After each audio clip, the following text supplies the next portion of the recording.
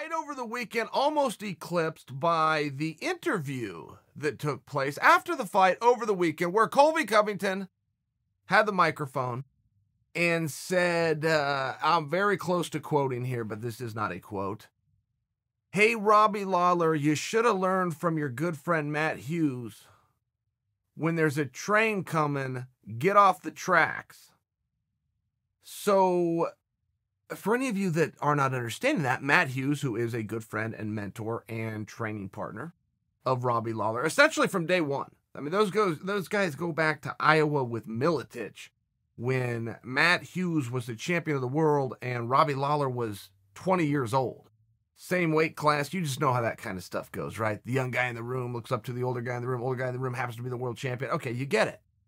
Matt Hughes, literally, this is not an expression for something. Matt Hughes was hit by a train. His truck was on the tracks. He was hit by a train. All right, I trust you guys know that story, and I'm going to gloss over it very quickly in case you don't, because it's a very dark story. It's a very sad thing. Changed Matt Hughes' life. He's lucky to be alive, but life has been different for him since that happened, and forever will be different. So when Colby Covington tells Robbie Lawler, take some advice from Matt Hughes when the train's coming down the track to get off it. Okay, it was one of those moments. Uh-oh. It was an uh-oh moment. So many people spent so much time breaking down whether that was okay to say or not, because it was trash talk on a much different level, right? He didn't use profanity. There was no four-letter. Everything that you know for sure, can't say that. Everything you know for sure, you can't say did not happen. Which is why it's open now for discussion. I don't want to share an opinion with you, but I would like to share Matt Hughes' response, because I don't know that a guy could possibly be any cooler. I don't know if it would possibly be. Here's what Matt Hughes said. Matt Hughes said, I don't know if it was all right that Colby brought up my name, but I do know that was one great fight. And by the way, this is the fight business, and you got to have thick skin.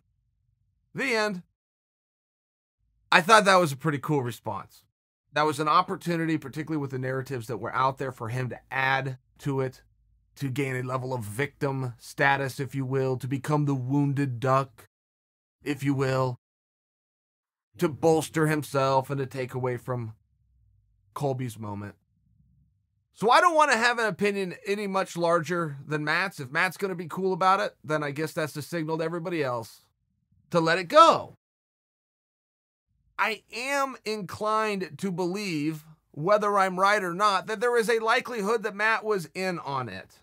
A likelihood that Matt was tipped off ahead of time. Hey, here's what I'm thinking about saying. What do you think? And Matt got a chuckle and gave it support. Now, without having any evidence of that, and I don't have any evidence of that, but Matt Hughes in real life is best friends with Dan Lambert.